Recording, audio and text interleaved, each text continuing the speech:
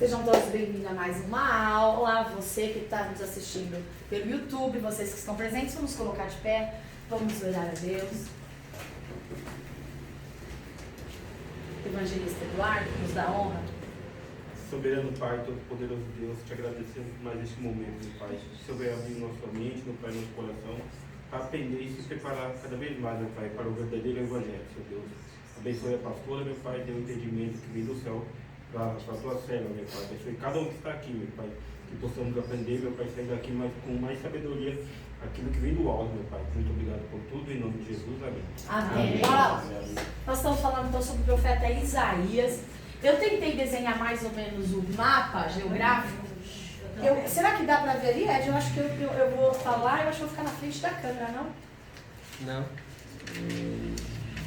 Mas não dá para entender a leitura aí, não. Não, mas eu falo, eu digo. Né? Então é mais ou menos um mapa geográfico, aqui está o oceano. Então está lá a região do Egito. É porque assim, quando a gente visualiza, a situação sempre diz isso, fica mais fácil o entendimento. Por quê?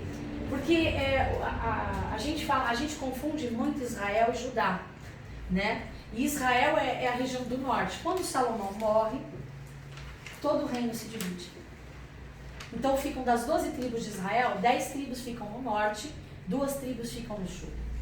Então o sul só tem 2 tribos, que fica a tribo de Judá, tá? Que é onde nós chamamos de Judá.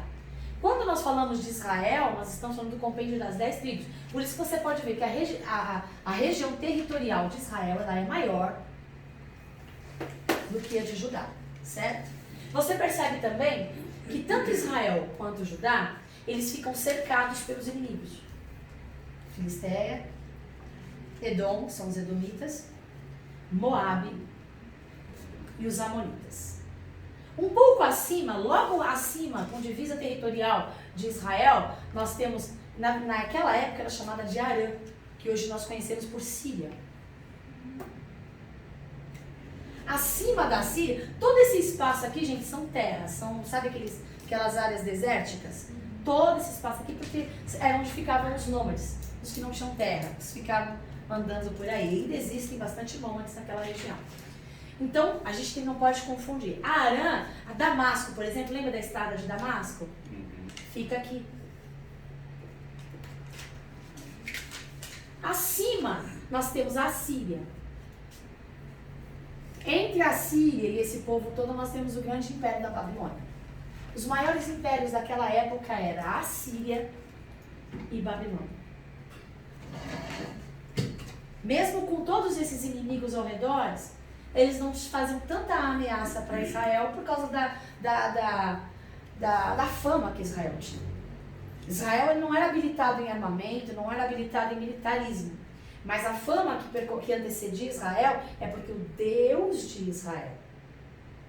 É tipo assim, ele mandava a névoa, cegava o povo, ouvia esse som de trombetas e as pessoas se matavam. Era bem assim que as guerras que o povo de Deus vencia, a maioria delas eles nunca precisaram nem lutar. Porque Deus ia à frente. Então, eles temiam demais o povo de Israel. Mas a Síria estava crescendo em território. Babilônia estava crescendo em território. Babilônia tinha cerca de entre 10 e 19 províncias. Tudo depende da ascensão, do seu período de maior ascendência. Ele chegou a ter 19 províncias.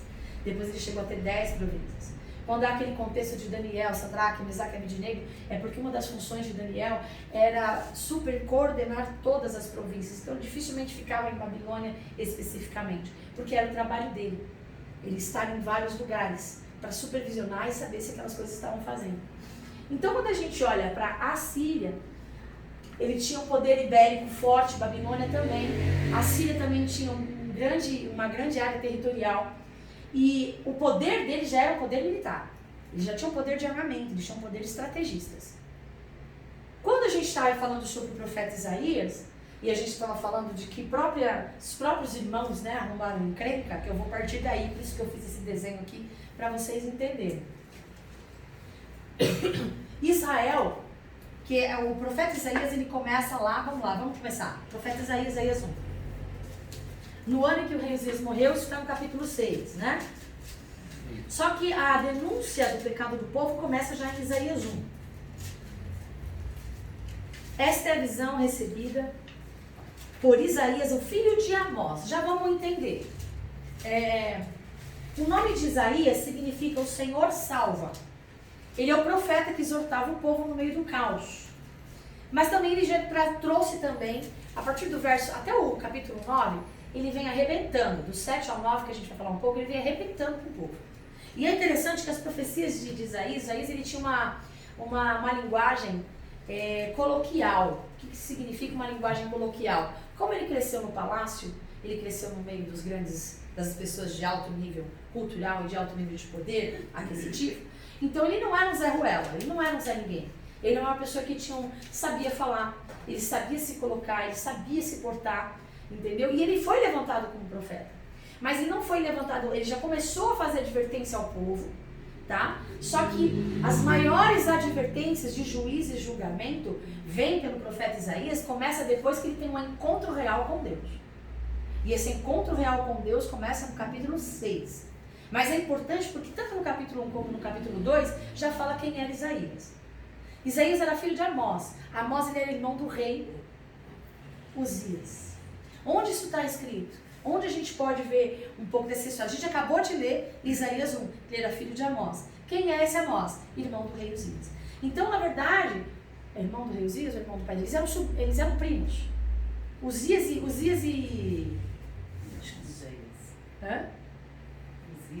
Isaías, eles eram primos. Então eles tinham parentesco. Então você pode ver que por isso que Isaías, além do seu cargo de posição elevada, ele tinha livre acesso no palácio. Então é óbvio. Só que o rei Uzias foi um rei bom. A maioria do seu reinado, o rei Uzias, ele procurava fazer tudo o que agradava ao Senhor. Mas ele não conseguiu de todo destruir os altares de deuses pagãos. Ainda existia muita idolatria em Israel. Esse é o maior problema que existiu em todo Israel. Então o rei Uzias, embora fosse um homem que procurava agradar as coisas, procurar agradar o coração de Deus, ele não conseguiu impedir que todos os altares pagãos fossem destruídos. E um problema que acontece na vida do rei Uzias, que eu falei que ia falar na outra aula, eu falei que ia falar nessa aula, o que levou à morte o rei Uzias? Porque o ministério de Isaías durou, os teólogos dizem que durou cerca de 40 anos. Mas o ministério de Uzias começa no último ano de vida do rei Uzias. Ministério de Isaías. Eu falei isso, né? Não, então me corrijam. Ministério de Isaías, porque depois o povo fica me criticando na internet. O profeta Isaías, tá? Ele, já nem lembro, o ministério dele começou no último ano do rei Uzias. Tá, e rei Uzias, eu quero ler, porque eu achei muito interessante trazer esse conhecimento para nós, que tá, vamos ver lá, 2 Crônicas 26, do 16 ao 21.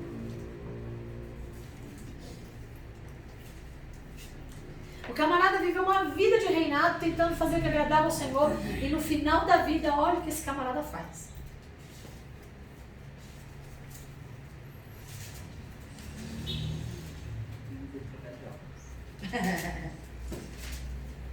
Alguém pode ler para mim? 2 Crônicas 26, do 16 ao 21.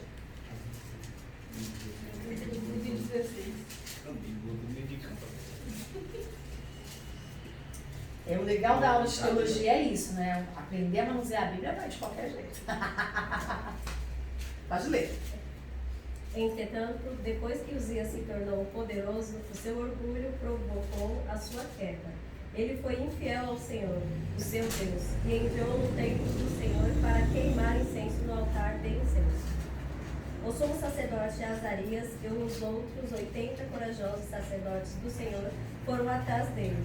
Eles o enfrentaram e disseram: não é certo que você, Uzias, queime incenso ao Senhor.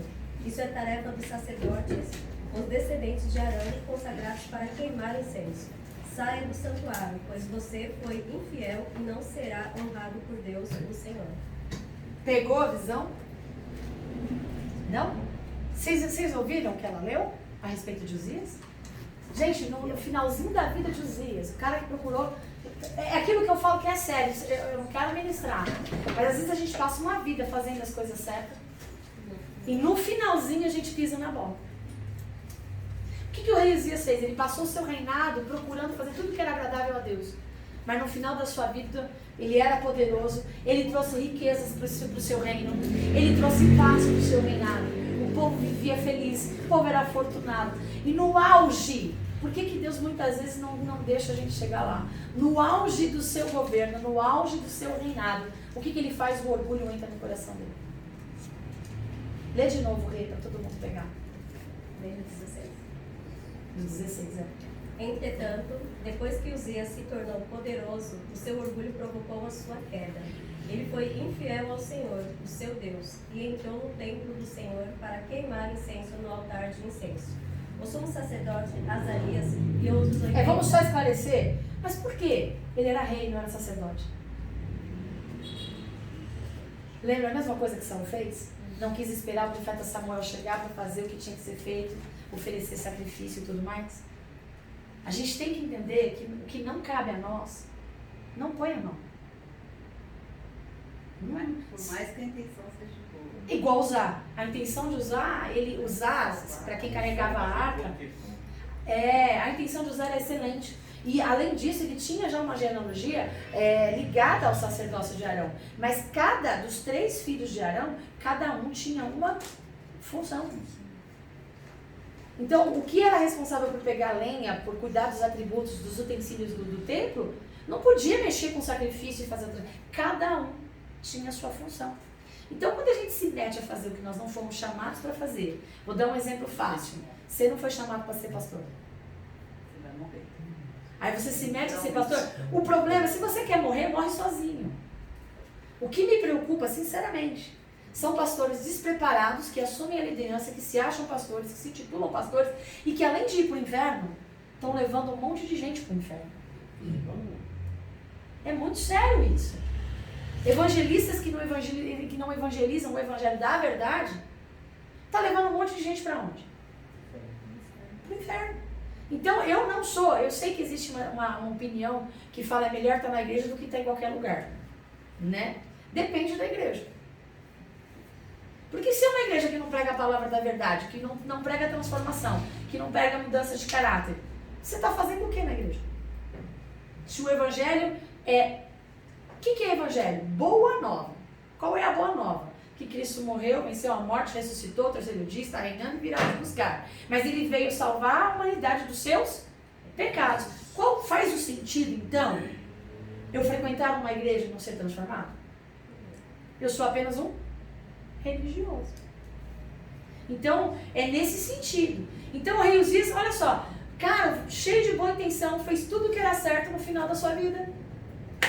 Porque achava que ele podia, que ele era o bom, que porque Deus estava fazendo ele prosperar, então beleza, então eu posso fazer o que eu acho que eu vou fazer, né? O orgulho, Provérbios diz isso, o orgulho precede a queda, é inevitável. Todas as pessoas que são orgulhosas, elas vão galgando, e quanto mais alto elas vão, maior é o tombo.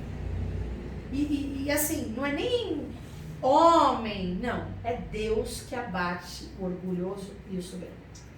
Então é triste, eu acho triste a história de um camarada desse, que me levou uma vida inteira querendo agradar a Deus e no final, por causa do orgulho, pode...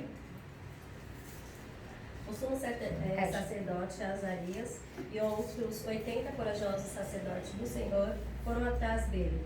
Eles o enfrentaram e disseram: não é certo que você, Uzias, queime incenso ao Senhor. Isso é tarefa dos sacerdotes, os descendentes de Arão, consagrados para queimar incenso.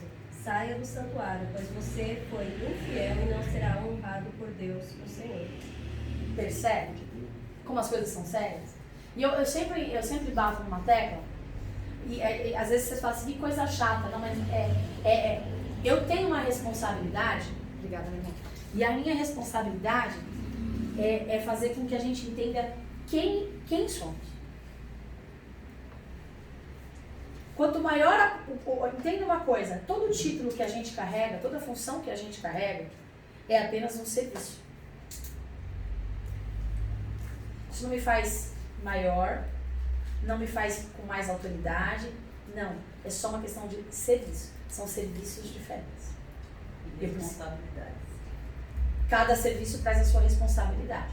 Se eu fui chamada ao ensino, eu tenho o dever e a obrigação de estudar a Bíblia constantemente. É uma coisa que eu nunca vou poder parar de fazer. Eu só vou poder parar de estudar o dia que eu parar de ensinar. Se eu sou chamado para prédica da palavra, para pregador da palavra, eu sou obrigada a estudar a Bíblia.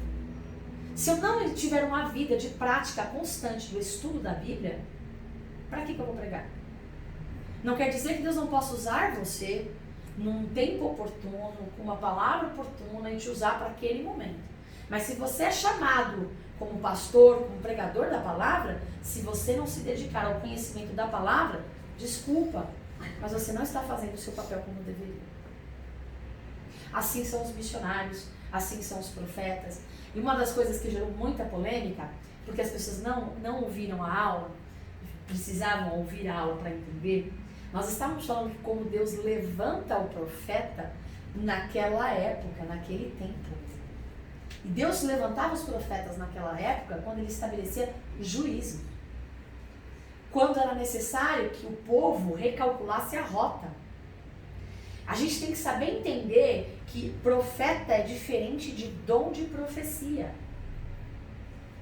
Profeta não fala de adivinhação de futuro. Profeta revela o que Deus já decretou a respeito do povo. Por isso que alguns acreditam que não existem mais profetas na nossa geração. Por quê? Porque toda a profecia já nos foi revelada. Já está escrita. Só precisamos da iluminação do Espírito Santo. Agora, o que são os profetas que nós falamos, né, que se levantam? São os que têm dons de profecia. Nós cremos os dons espirituais porque está na Bíblia. Se não tivesse na Bíblia, eu não ia acreditar. Mas eu creio porque está na Bíblia. Existem dons de profecia. Mas os dons de profecia, o que é profetizar? Se não estiver pautado na palavra, não vem de Deus. Se revelar o que não está oculto e escondido, não vem de Deus. Porque a nossa emoção também fala. E vou te dizer mais, o diabo também revela. Vai lá na Praça da Sé, que vai estar cheio de gente lá, que revela identidade, RG, e conta a sua vida, porque o diabo nos sonda 24 horas. A questão é que o diabo vai deturpar o que está na Bíblia. E aí é onde muita gente cai e muita gente se engana. Por quê? Não conhece a Bíblia. Facilmente enganado. Eu quero ver, tem gente que tem 50 anos de igreja e nunca leu a Bíblia inteira, mas leu meditando. Não é ler por ler, leu meditando. Suponhamos que na ascensão do anticristo, da nova ordem mundial, que já está em estudo, eu já falei isso, pesquisem, estão querendo unificar a Bíblia para todas as religiões. E digamos que a nossa Bíblia original deixe de ser vendida. E vem porque já tem um monte de atualização aí, né? De Bíblia. E aí nessa atualização de Bíblia vem o que eles querem pôr. Se você não conhece a Bíblia, se você não estudou a Bíblia, se você não se aprofundou na verdade, se você não buscou o mais próximo do original, o que vai acontecer com você? Vai ser enganado, vai para o inferno achando que está indo para onde? No céu. O diabo precisa nos tirar da igreja? Não. Eu até falei isso na rádio, né? Que o pessoal, né, concordou e é uma verdade. O diabo não precisa mais tirar ninguém da igreja. Ele tira a oração e o ensino da igreja, ele matou a igreja. Acabou. Vai continuar a litúrgica. 400 anos Deus não falou com o povo. Período interbíblico. Sabe, agora as Bíblias atuais, tá vendo como as coisas mudam? As Bíblias antigas, mais antigas, elas tinham 4 páginas em branco entre o Velho Testamento e o Novo Testamento. Porque isso referenciava os 400 anos de silêncio de Deus. As Bíblias atuais, a maioria, não tem mais as páginas em branco. 400 anos Deus ficou sem falar com o povo, mas todo ano o sacerdote fazia, todo dia, o sacerdote fazia o culto a Deus. A litúrgica do tabernáculo. Vocês percebem que existem cultos que Deus não está presente? Vocês percebem que é possível que a gente viva uma vida de religião e não uma vida em Cristo de fato? Então é muito sério. A gente tem que entender. Eu não estou aqui vendendo conhecimento. Gente, se tiver um aqui na minha aula, eu vou ensinar a palavra da verdade. Enquanto eu tiver fôlego de vida, eu vou fazer o que eu fui chamada para fazer. Quem quer aprender, aprende. Quem quer mudar de vida, muda. Quem não quer, paciência. É o que eu falo. A gente tem que respeitar as diferenças e as opiniões em amor. Bom. Então, só que, se você realmente quer conhecer a Deus, só existe um meio. Conhecendo a palavra. Porque Ele é o verbo. Não existe outro. Oração, você tem intimidade. Mas você vai ter intimidade com uma pessoa que você não conhece. Adianta? Pedis e não receber porque pedis? Não. Se eu não conheço as escrituras, o que é que eu vou, como é que eu vou fazer menção da palavra? Porque o compromisso de Deus não é com o que eu oro. O compromisso de Deus não é com o que eu sonho. O compromisso de Deus não é com o que profetizaram para mim. O compromisso de Deus é com a palavra dele. Se eu não conheço a palavra dele, como é que eu vou saber o que ele tem para mim? Então é muito sério. Então, quando a gente olha para isso e fala, mas isso é história. Se eu não conhecer a história, eu não vou interpretar corretamente a Bíblia. Você percebe que Uzias fez tudo certo, mas chegou no final, o orgulho entrou no coração. Mas ele foi um homem que procurou agradar o coração de Deus. E é nesse último ano que ele estava leproso, que ele ficou mal, que ele é afastado, o filho dele, Jotão, já assume, enquanto ele estava de licença médica. O profeta Isaías já começa a profetizar, ele começa a profetizar juízo. Para quem? Isaías estava onde? Judá ou Israel? Judá. É importante nós entendermos que quando Deus profetiza, a gente vai pegar isso, que eu não quero começar e não terminar. Vamos entender, vamos partir daqui que vocês já vão lá. O que acontece? Israel faz aliança com Arã para querer destruir Judá. Eles eram irmãos, a mesma família, o mesmo povo. Deus levanta o profeta Isaías e fala para ele, vai lá e fala para o rei Acás, não tenha medo de nada, porque são lâmpadas, são duas lâmpadas, tá no texto.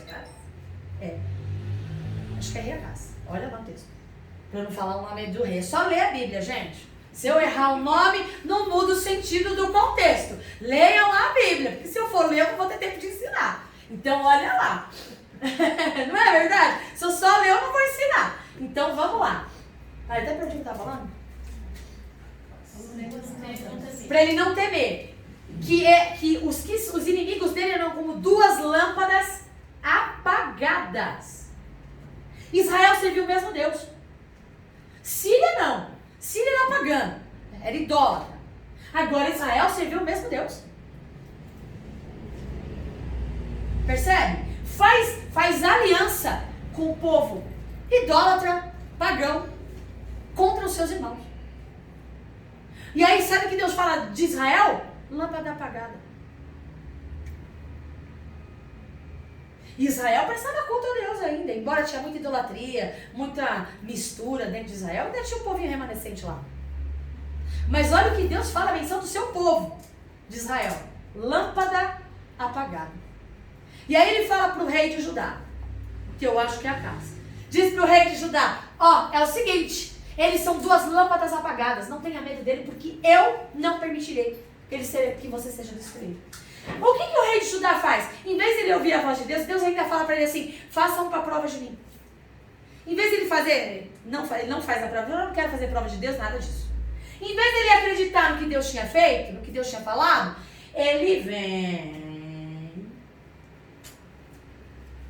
e faz aliança com a Síria.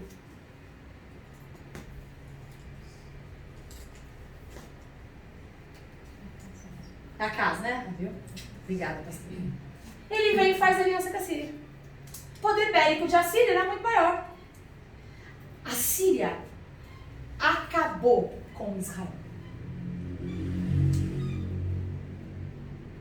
No ano 722, aproximadamente, Israel deixou de existir.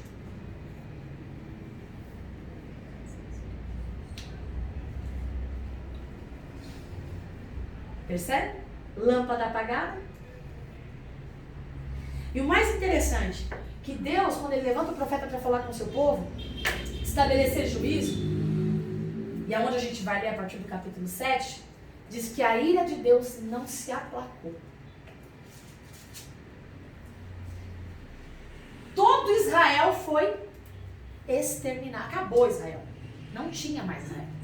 Era um povo dominado pela Síria. Os dois grandes impérios, Babilônia e Assíria. Judá, sabe o que Deus fala a respeito de Judá por causa do rei Acaz? Que não quis fazer prova dele e não quis obedecer e foi se aliançar com quem não devia? Porque, gente, todas as escolhas que fazemos geram consequências. Tudo. E o que a gente faz aqui, a gente paga? É aqui. Tudo. Se você semear coisa boa, você vai colher coisa boa aqui. Se você semear coisa ruim, você vai colher coisa ruim aqui. É aqui. A lei da semeadura é aqui. Olha só que não quer dizer assim. Às vezes a gente tem uma ideia assim: comprei, não paguei, tô devendo, prejudiquei alguém e alguém vai fazer isso comigo. A probabilidade é muito grande. Mas também não necessariamente que você vai colher nesse sentido. Você pode colher numa enfermidade, você pode colher em tantas outras coisas na sua vida. E aí você não entende por quê. Lembra de onde caíste? E aí você vai saber. Não há nenhuma consequência, nenhuma reação se antes não tivesse tido uma ação. Então é importante a gente pensar. É bem assim, nós só temos o presente, gente. O passado a gente não tem controle do tempo, não volta mais. O que fizemos já está feito. Seja homem, seja mulher, para encarar. Porque as consequências vão vir. A diferença é que se houve arrependimento, Deus vai te sustentar. Se não houve arrependimento, te prepara para o B.O. Porque remorso não move o coração de Deus. Então, vamos lá. Houve destruição total aqui. Só que ele se aliançou com quem não devia. Sabe o que aconteceu com Judá? Ficou pobre. Perdeu força. Mas Deus ainda foi misericordioso. Por quê? Porque eles ainda estavam procurando agradar o coração de Deus. Jotão, que assumiu o trono no lugar do rei Uzias, ele tentou seguir os mesmos passos do pai. Só que ele não teve força para acabar com a idolatria. Percebe? Depois que a gente deixa entrar a influência errada, o pecado, para desvencilhar dele, é muito difícil. É por isso que a Bíblia diz assim: aquele que está de pé, cuide-se para quê? Não caia. É por isso que ele é muito sério lá em Salmos, quando ele diz, o salmista diz: não se assente na roda dos escarnecedores. Existem alguns santarrões de hoje em dia que falam assim: não, eu não me misturo. Gente, você nem percebe, já foi influenciado. Mais fácil puxar do abismo do que tirar do abismo. É complicado, como diz nosso diácono Ed, é complicado. Vamos lá, Isaías capítulo 7. Isaías foi casado e a menção que se fazia a esposa dele era de a profetisa. Então veja só, ele tinha uma família voltada para Deus. E ele teve 2 filhos. No capítulo 7 fala a respeito do filho dele que nasceu. E o nome do filho dele fazia menção do que ia acontecer com o povo. Deus nunca nos deixa desavisados. Deus sempre avisa o seu povo antes de alguma coisa acontecer. Então vamos lá para o capítulo 7. A gente estudou e como a gente combinou, nós vamos estudar Isaías em blocos. São 60 capítulos, é muita coisa, não dá para ler tudo. Então a gente vai pegar os pontos chaves de Isaías e a gente vai em blocos. Então vamos lá para o capítulo 7.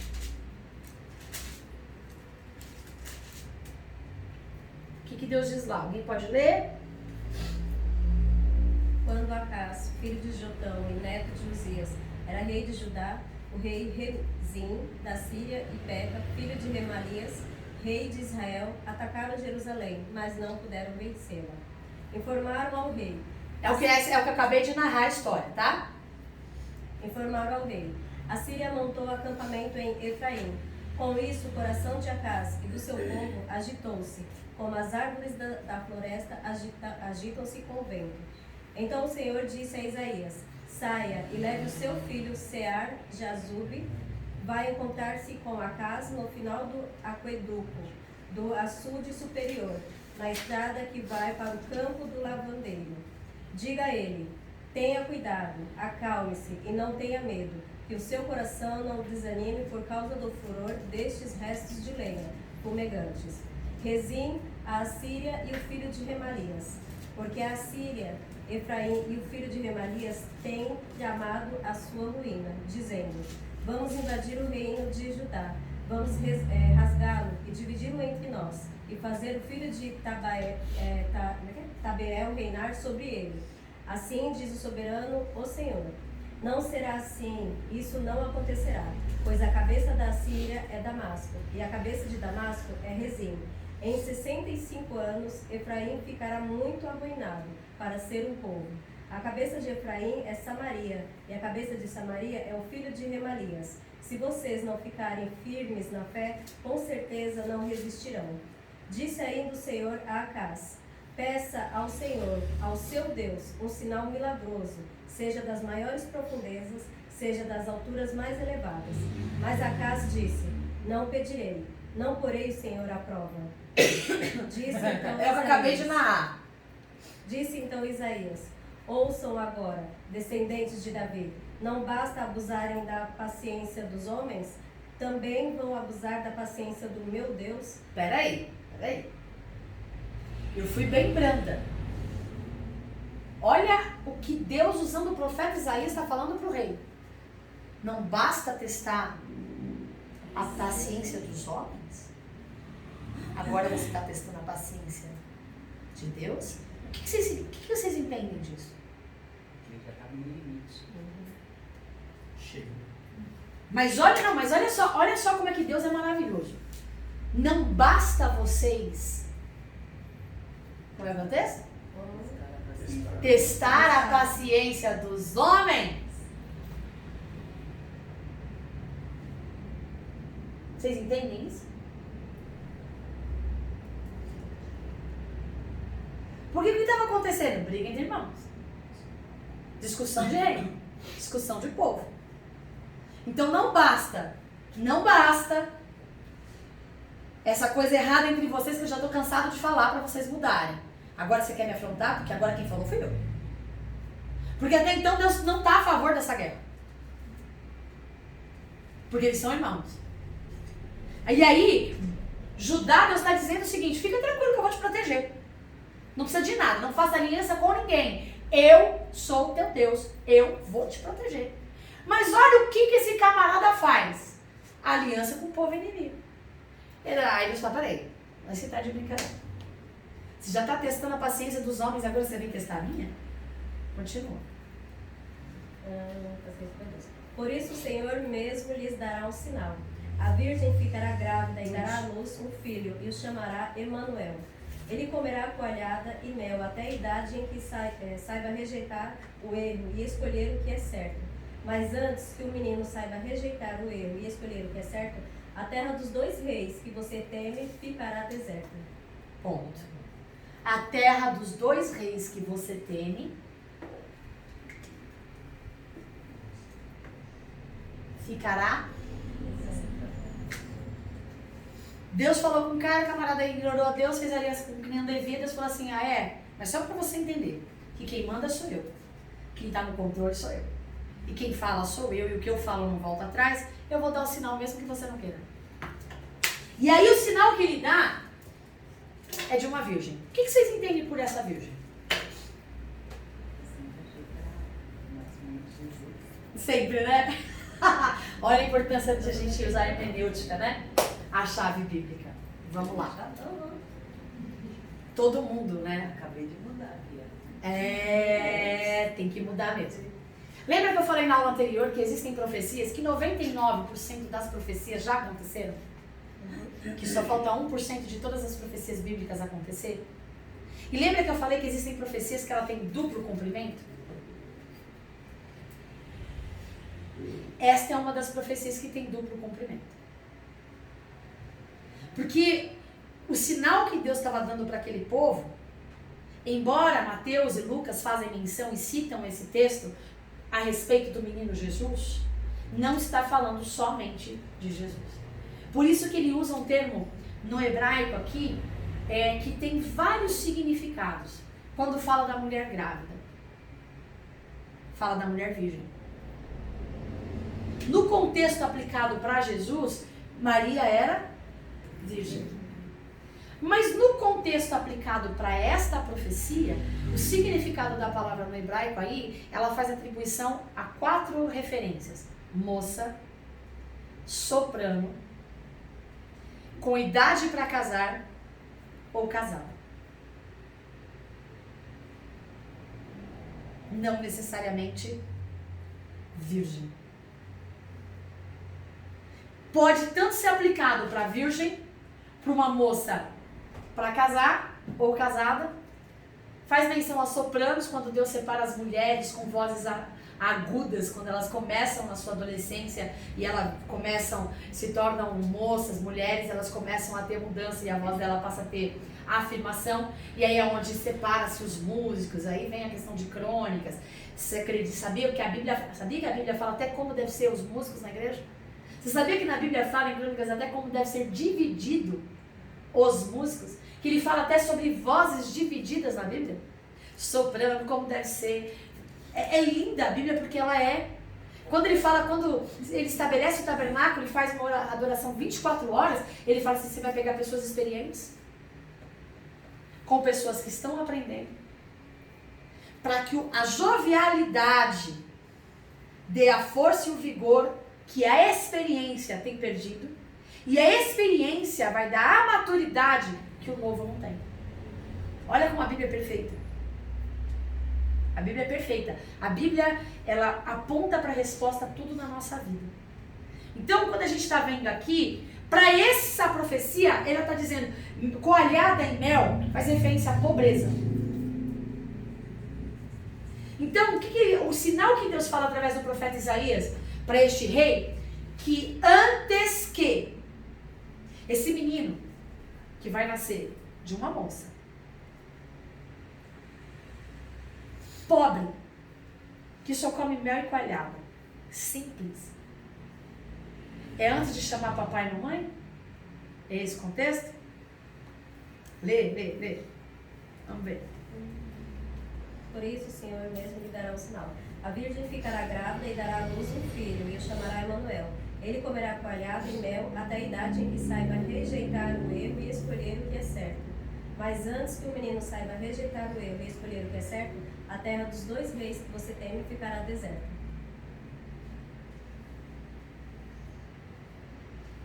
Deus deu sinal. Ele falou o que ia acontecer. Ia acontecer. Mas continua, porque também decreta algo para ajudar. O Senhor trará o rei da Assíria sobre você e sobre o seu povo, e sobre a descendência de seu pai. Serão dias como nunca houve, desde que Efraim se separou de Judá. Naquele dia o Senhor assobiará para chamar as moscas dos distantes rios do Egito e as abelhas da Assíria. Todas virão e pousarão nos vales íngremes e nas fendas das rochas, em todos os espinheiros e em todas as cisternas. Naquele dia o Senhor utilizará uma navalha alugada de além dos Eufrates, o rio da Assíria, para rapar a sua cabeça e os pelos de suas pernas e da sua barba. Naquele dia o homem que tiver uma vaca e 2 cabras terá coalhada para comer, graças à fartura de leite que elas darão. Todos os que ficarem na terra comerão coalhada e mel. Naquele dia, todo lugar onde havia 1000 videiras no valor de 12 quilos de prata será deixado para as roseiras bravas e para os espinheiros. Os homens entrarão ali com arcos e flechas, pois todo o país estará coberto de roseiras bravas e de espinheiros. E as colinas, antes lavradas com enxadas, você não irá mais, porque terá medo das roseiras bravas e dos espinheiros. Nesses lugares os bois ficarão à solta e as ovelhas correrão livremente. Pobreza. Os lugares onde tinha abastança, os lugares onde tinha riqueza, Judá, porque você não obedeceu, porque você não quis me ouvir, porque você fez aliança errada, porque você, teimoso, achando que ia dar certo, se lascou. Eu ainda tenho, Deus, isso é misericórdia. Isso é bondade. Porque Deus falou que ia destruir as lâmpadas apagadas. Mas aqui, ele poderia simplesmente também trazer juízo e acabar com Judá. Mas ele foi misericordioso porque ainda tinha gente que adorava a Deus de verdade. Mas as escolhas que a gente faz não trazem consequências só para a nossa vida. É muito sério isso, gente. Porque dependendo da posição que a gente exerce, do tipo de influência que a gente tem, as porcarias de aliança que a gente faz na nossa vida podem afetar as pessoas que estão à nossa volta. E podem trazer prejuízos danosos. Assim como trouxe para ajudar. Um país rico se tornou pobre. Vamos continuar? Alguém já tinha lido isso?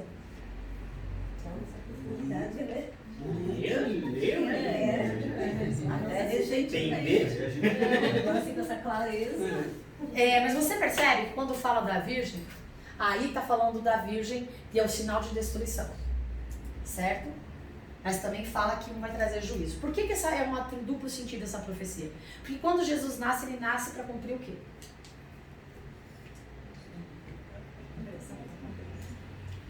Para cumprir a profecia. Porque quando ele vier no juízo final, o que vai acontecer? Vai acabar com tudo. Então, percebem que ela tem duplo sentido? Mas Não, não tem tá- duplo cumprimento. Não está errado a gente acreditar que a profecia se refere a Jesus. Não, claro que não. Ela também se refere a Jesus. Mas não... Menos mal. Percebe que... mas percebe que para o contexto não se aplica? Não.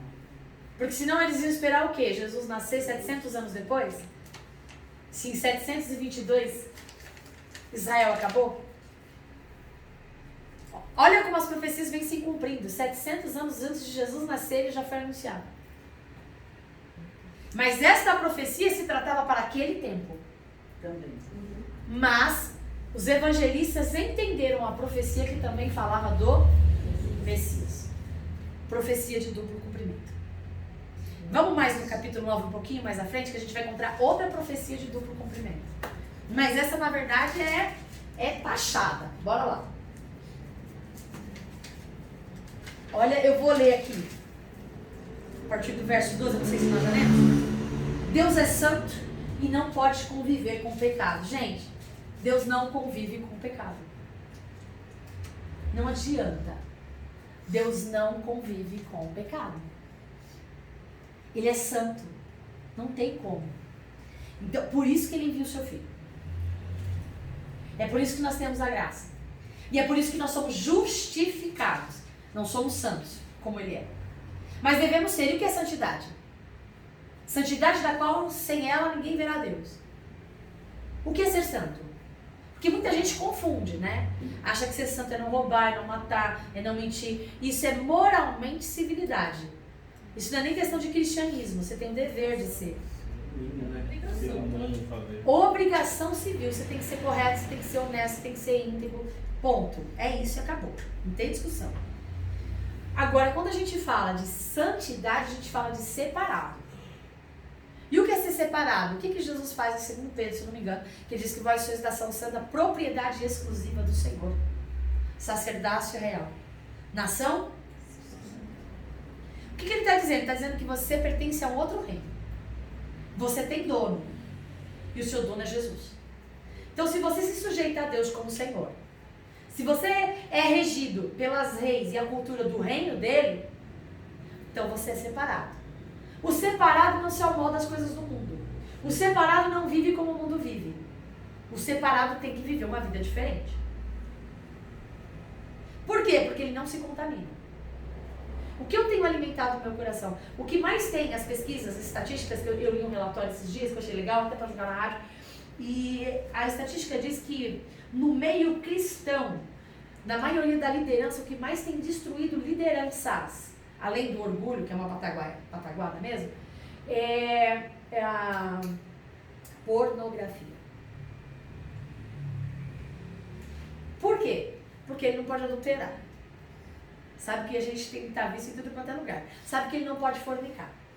Que a gente é visto em todo lugar e uma hora vem à tona, porque não há nada encoberto diante de Deus que não seja revelado. Uma hora vem.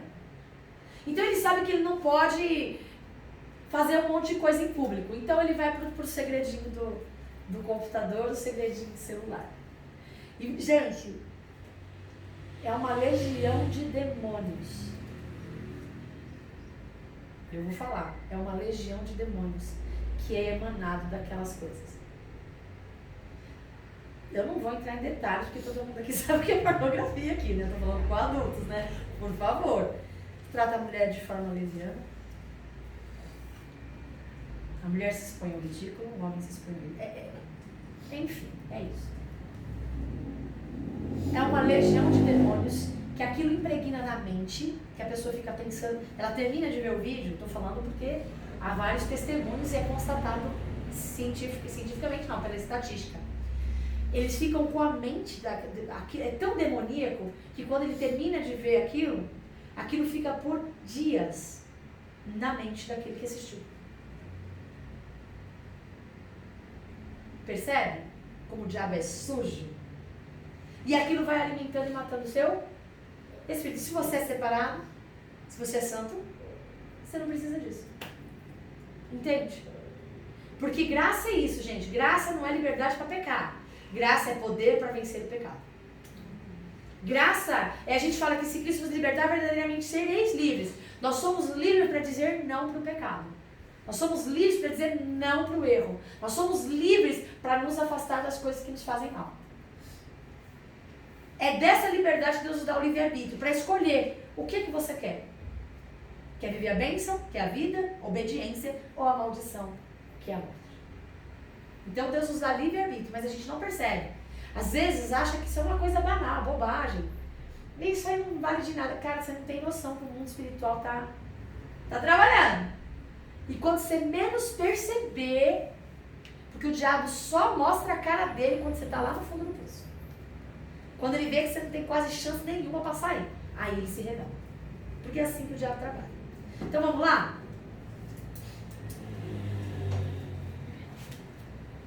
John Oswald diz que por isso o sinal de acaso estaria radicado em seu próprio tempo, mas também se estenderia para além do tempo. A palavra foi adequada para acaso, mas em outro sentido para nós. Capítulo 8, verso 3. Vamos ler lá. Estou pegando só os pontos-chave, tá?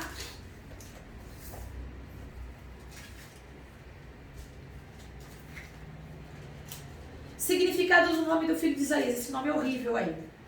Lindo para quem quer ter filho. Meu Deus. Horrível não, pode ler. Lê o capítulo 8, verso 3. Que é difícil, né? Tá até de falar o nome do camarada. Então deitei-me com a profetisa, e ela engravidou, e deu à luz um filho. E o Senhor me disse, dê-lhe o nome de... Um bom nome para os seus filhos aí, gente. Falei aí.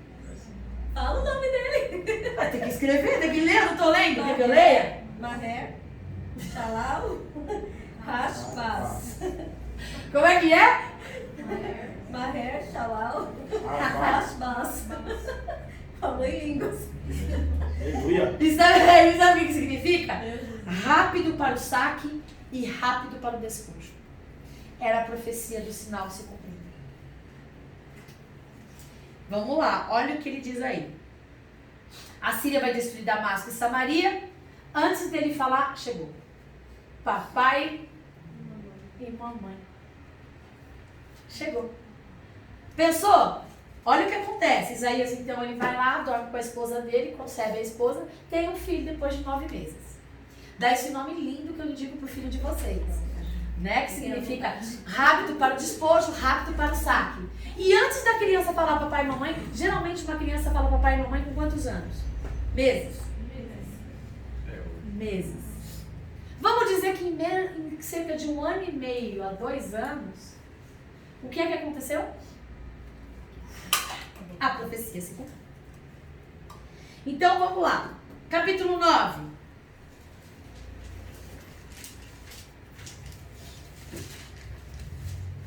Aí eu vou ler que isso aqui eu achei legal. No momento de crise, Jerusalém está sendo ameaçada. Jerusalém é Judá, tá? Está sendo ameaçada. Olha o que acontece. Em vez do povo buscar a Deus, vão consultar mortos. Quem foi o safado? Você acredita? Não, eu fico indignada. Mas a maior indignação que eu tenho é que a gente faz igual. Agora tá vendo. Ou semelhante. Pronto, menos, né? A gente que eu falo, não a gente no contexto cristão. Mas a nossa geração faz o quê? Pior. Mais evidente. Cartomância, horóscopo. Isso atinge os crentes. Eu falei, tem muito crente, eu não falei cristão, tem muito crente. Sendo conduzido pelos signos. Deixa eu ver o que os astros vão me dizer hoje. Ah, hoje eu não acordei bem, deixa eu ver. Vamos ver o que o som. Um ascendente. Vamos, o que crente faz? Ai, Senhor. Ai, Senhor, aleluia, misericórdia, fala comigo, onde meu dedo caiu. Ajuda sim, Ou então vai na caixinha de promessa e puxa a promessa. Nossa, vai ter promessa, gente. É caixinha de Aí é mais promessa. Só vai ter promessa, mano. Aí é mais Quer ver uma outra coisa? Gente, nós cremos os dons espirituais porque é bíblico. Existe dom de profecia, existe dom de revelação, existe dom de visão. Mas a emoção do homem também revela, a emoção do homem também profetiza. O diabo também revela, o diabo também profetiza. E qual é o problema? Às vezes a gente está passando numa crise. Essa geração nossa é terrível. Eu vou lá naquela irmã do coque que ela tem um dom de visão. Para ela orar por mim e ver o que ela vai falar. Quem nunca? Quem nunca aqui fez isso? Eu já acompanhei, mas eu não fiz não. Ah, sandarrão. Não, antes eu era católico, depois Ah, que então eu você virei não acreditava cristão, muito nessa sempre fui pra vida. palavra. Ah, então, ótimo. Mas quem não? Mas eu É a também. velha criatura, né? Eu sempre fui cristã, mas eu já tive a minha fase. Mas por quê? buscar revelação? Não de buscar a revelação, mas de gostar de estar com esse povo. É mais próximo de Ninguém Deus. buscou, todo mundo só andou junto. Não de ir atrás assim, quero ver o que Deus fala comigo, mas de você, sabe, tá aquela, ai Deus, eu queria tanto que o Senhor usasse um profeta para falar comigo. Gente, eu falo isso, mas nunca usa. Aí é a Bíblia, não. E aí eu falo pra Deus assim, por que será, né? Por que será, né? A gente vai conhecer na Bíblia. No meu caso, de usar um profeta para falar comigo, Deus já usou. Mas falou, ó, vai dar a profecia dele. Recebe a chave, irmão. Deu chave de carro, deu chave de Eu casa. até não posso, 15 mas... dias, tô esperando até hoje. Deus Você falou não que tem queria carro, ouvir? não? Então, Você não tem carro, não? hã? Não, mas ele falou. Não, teu carro. Não, ele falou. Não. É porque existem coisas assim, que é que eu falo? A alma do homem é muito terrível. É. Às vezes Deus até falou mesmo, mas a alma cresceu e aí começou nessa pataguada. Por isso que a gente tem que falar o seguinte, gente, tá na Bíblia? Como é que eu testo se a profecia, o dom de profecia é de Deus ou não? Tá na Bíblia? Eu vou falar na rádio, vocês acompanham a rádio, que é o meu próximo tema da metanoia. Não sei se é nessa quarta-feira não. Essa quarta-feira é uma palavra-chavão, na outra quarta-feira eu vou falar sobre isso. Não toque no ungido. É bom. Vou falar sobre isso. Essa semana eu vou falar sobre uma palavra-chavão que todo mundo usa, eu vou desmistificar lá na quarta-feira. Mas na outra quarta-feira, que já é um tema já escolhido. Eu já vou colocar. Pra ver se eu te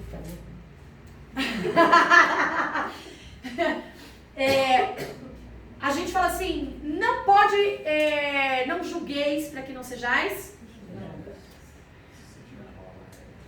Primeiro tira a trave do teu olho, depois vai dir interpretação bíblica e hermenêutica. Não está dizendo que você não pode julgar o que o outro falou. Aliás, a Bíblia diz o contrário, examinar as escrituras. Você tem que pegar o que o camarada falou e conferir se está na Bíblia. Não é porque um apóstolo, missionário, evangelista, lá um famosaço chegou aqui, fez uma prédica linda, massageou seu ego, aqueceu seu coração. Não está na Bíblia. Amém. Porque é gostoso, afaga a nossa alma. Mas o espírito e a alma milita 24 horas. A gente tem que entender o que a gente quer ser. Quem que vai falar na nossa vida? Nossa natureza humana, nossa natureza espiritual. Deus fala? Deus fala. Mas qual é o meu papel como cristão? Peraí, tá na Bíblia?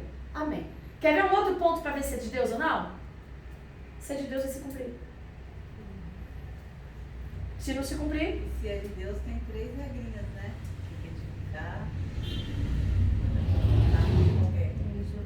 Exortar, consolar e edificar. Toda a profecia só tem 3 propósitos. Bíblia, gente.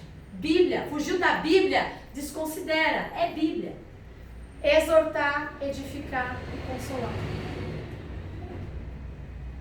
Deus só revela, mostra ou fala o que está oculto e escondido. Se tá os meus... Gente, eu sei que Deus faz porque Ele é poderoso para fazer. Mas eu não preciso ter dom de revelação para falar, o irmão que está com dor de cabeça agora. O irmão que está com dor nas costas agora. Isso é uma coisa que eu tenho constante na vida. Dor de cabeça, dor nas costas. Tipo assim, né, tem 10 pessoas nesse ambiente com dor de cabeça. É no mínimo 10 pessoas no ambiente com dor de cabeça. Não, é Dor nas verdade. costas. É mínimo 5. No mínimo, esse calor passando mal, pressão baixa. No mínimo. Então, gente, pataquado. Eu não preciso dizer, eu não preciso dizer que Deus revelou, que Deus mostrou, tá aos meus olhos. Eu posso fazer menção, você que está enfermo, a Bíblia diz, vamos colocar as mãos sobre os enfermos, orar por eles, eles serão curados. Ponto. Eu não preciso usar de Pode até misticismo para isso. Precisa revelar que é dor de cabeça. Né? Eu não preciso usar misticismo para isso. Mas tipo assim, Deus me revela que você tem um câncer. Vou te usar, tá, Tiago? Deus me revela que você tá uma dor aí, você não falou nada pra ninguém, ou só comentou com a sua esposa, ninguém tá sabendo. E aí Deus me revelou que você tá com uma dor aí. Deus me revelou que essa dor é precedente de um câncer. Mas Deus está colocando a mão. Qual é a tua obrigação como cristão? No médico. Vou direto no médico. Na hora, Cada um faz a sua parte. Você entendeu? Por quê? Tô duvidando? Não. Eu tô constatando o que Deus disse. Porque aí eu vou cheia de fé. Eu vou cheia de fé. Eu vou lá, vou pra Deus, vou encarar. Beleza, tô aqui, tô curada, mas vamos embora, vamos ver do que eu fui curada. Porque o que Deus faz é comprovado. Rapidinho, testemunho. Eu tive tuberculose. Eu fui desenganada.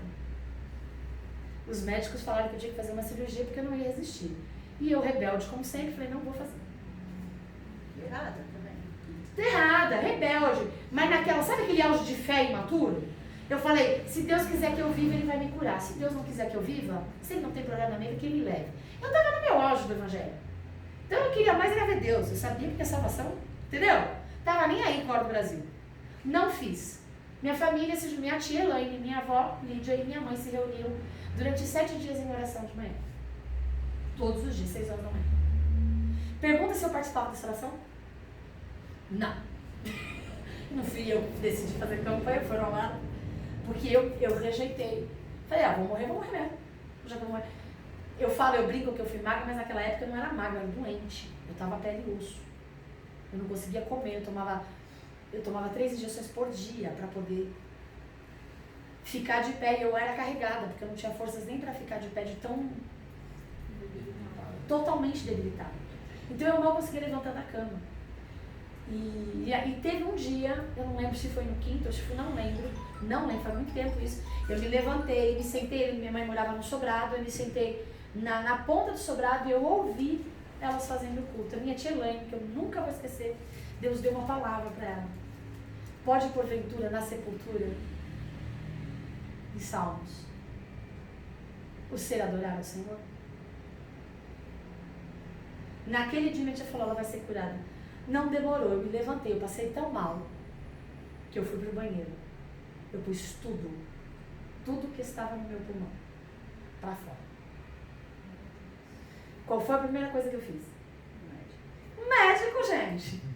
Mas fui cheia de fé. Falei, não tenho nada. Fui me gabando mesmo. Não tenho nada. Falei que eu não tenho nada. Falei, foi assim. Porque Deus faz. Quando Deus fala, Deus cumpre. Você percebe a diferença? Como as coisas são diferentes? Então aqui, Deus falou, Deus cumpriu. Deus falou, Deus cumpriu. Temos que saber diferenciar. Quando Deus levanta um profeta e quando Deus fala em dom de profecia. Tá bom? Vamos continuar? Que eu acho lindo e eu tenho poucos minutos. Capítulo 9. Deus vem com uma promessa sobre o futuro. Antes de nascer, Naftali e Zebulon, as primeiras tribos a serem destruídas. Mas essa região que está sendo humilhada e abrasada vai se encher de glória, e o povo que está na escuridão virá uma grande luz. Só para vocês saberem. Zebulon e Naftali foi destruída. Futuramente, porque acabou Israel. A nação de Israel acabou. Futuramente se transformaram, foi a cidade de Nazaré e Belém de Judá. 700 anos antes de Jesus nascer, o profeta Isaías diz: antes de nascer Naftali e Zebulon, as primeiras tribos a serem destruídas, mas desta região que está sendo hoje humilhada e arrasada, vai se encher da glória, e o povo que está na escuridão verá uma grande luz. Que luz é essa? Aleluia. O nosso Jesus Cristo. Deus profetizou destruição, mas também ele profetizou que dali, daquela região, aquele povo já era, mas que lá naquela região que foi devastada, que foi arruinada, que foi humilhada, Deus suscitaria o rei cujo reinado jamais teria fim. Hã? É a coisa mais linda. Você pode ver que por 3 vezes ele fala: e se alegrará, e se alegrará, e se alegrará. O jugo da escravidão vai acabar quando essa luz vier. Não haverá, olha só como é uma profecia de duplo sentido, de duplo cumprimento. Estamos no capítulo 9 de Isaías. Não haverá mais guerra, e os uniformes manchados de sangue serão queimados. Chegará o dia em que toda a opressão acabará, o sofrimento terminará. Versículo 6. Por meio de um menino que nasceu. Jesus, me emociona. Um filho que nos foi dado. Maravilhoso. Conselheiro. Deus forte. Pai da eternidade. Príncipe da paz. Ele está falando o seguinte: eu destruí tudo por causa do pecado, e a ira de Deus não se aplacou. A gente vai ler isso, não vai dar tempo hoje. Que a ira de Deus destruiu todo Israel, mas a ira de Deus não se aplacou. Deus colocou pobreza em Judá, mas a ira de Deus não se aplacou. Deus levanta a Babilônia para vir e destruir Judá, mas a ira de Deus não se aplacou. A ira de Deus só se aplacou quando Cristo foi morto na cruz. Por isso que ele fala para os discípulos: o cálice que eu hei de beber, vocês não conseguirão. Vocês não são raios mortais. Toda a ira de Deus, gente, foi destruído o povo. Nada fazia aplacar a ira de Deus por causa do pecado. Deus não aceita. Eu achava que era por causa que estavam testando a paciência de Deus. Também. Foi daí que surgiu, né? Não, mas aí vem muita... Você vai ver, a gente vai ler nos contextos do livro de Isaías, na profecia, até o capítulo 12, que por 4 vezes ele fala que a ira de Deus não se aplacou. Ele estabelece juízo, beleza. Deus estabeleceu juízo, baixou, cessou, sabe, dei punição. Não. Tu continua pecando e continua irado. E aí vem punição, pá, e aí você continua pecando, eu continuo irado. Se Jesus tivesse vindo como Deus, então a terra deveria ser destruída. Na hora. Porque ele não convive com o pecado. De jeito nenhum. Por isso que ele nasceu de uma virgem como homem. Para poder habitar no meio de nós. Vencer o pecado. Ter uma... Tudo que constava contra nós, todo o pecado sobrecaiu sobre Jesus. Por isso que lá na cruz ele dizia: Eloi, Eloi, lama sabachthani. Deus meu, por que me desamparaste? Porque Deus não convive com o pecado. E naquele momento, o que estava sobre Jesus? O pecado de toda a humanidade. Agora, você imagina que para Deus foi fácil ver o filho dele carregando o nosso pecado? Que amor é esse? E amor de Jesus que em tudo obedeceu. Eu não estou aqui para falar. Olha que Jesus, eu não vim aqui fazer minha vontade. A minha missão é fazer a vontade do Pai. irredutível, fiel até a morte. Quando ele morre na cruz, o sangue de Cristo, que é a nossa justificação, o que acontece? A ira de Deus se apaga. Rasga-se o véu. Rasga-se o véu, nos dá livre acesso a Deus e a gente entra no tempo que a gente vive, chamado tempo Da graça. da graça, que é o favor Merecido. merecido. Por causa de quem? Vem cá, pastora Sandra, vamos olhar por ela. Hoje é aniversário da pastora Sandra. Eu quero agradecer a todos por essa aula. A gente vai partir daqui, né? Mas a gente não pode deixar de agradecer a Deus pela vida da pastora Sandra, que eu confesso a vocês que eu tinha dúvidas da oração. Eu tinha dúvidas que a gente conseguiria passar essa data com ela. Eu achei que ela ia estar reinando com Cristo e nós aqui sofrendo. 5 anos é fácil, né? E é hoje que ela faz aniversário. Né? É mesmo, sexta 13, mano. E olha que o leito que ela ficou na UTI era número 13. É profético isso. Eu já vou liberar uma profecia. Amém? Então, obrigado. Deixa eu me despedir do pessoal da internet. Obrigado pela tua companhia. A gente parte daqui. Na próxima aula eu compenso. Leia o livro de Isaías, porque a gente não tem tempo de ler ele todo. Então, procure ler, para que quando a gente vir falar a respeito dos assuntos, você possa estar atualizado e a gente possa desvendar tudo que a Bíblia já nos revelou, tá bom? Beijo no teu coração. Até semana que vem.